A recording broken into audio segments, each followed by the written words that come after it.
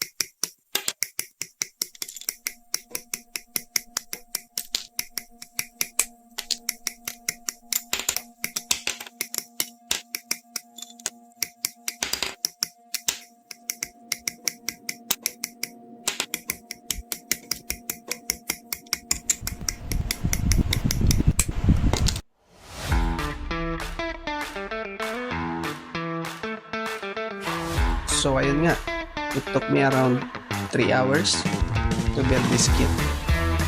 Kasama na dun yung paglagay ng konting details, mga panel lines, pati yung pag-shoot ng video. Sobrang struggle lang talaga ako sa pag-take ng video. But the good itself, sobrang dali. I highly recommend it sa mga beginners. Hindi ko nga rin pala nagamit yung base na kasama kasi wala naman siyang kasamang stand. For a third party kit, masasabi ko na napakaangas ng kit na ito. Kasi grabe, halos lahat ng iconic poses ni Lolo Gundam pwede mong gawin dahil napakaganda ang articulation. And for a cheap price. Meron nga lang konting loose parts pero kaya namang gawan ng paraan.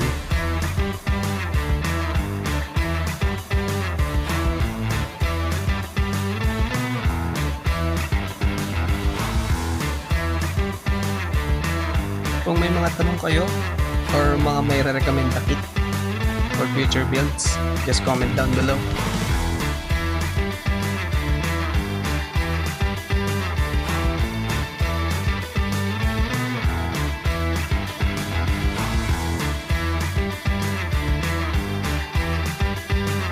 So mga bossing, don't forget to like and follow.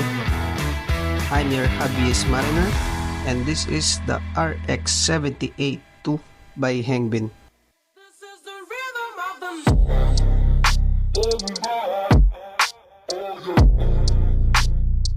This is the rhythm of the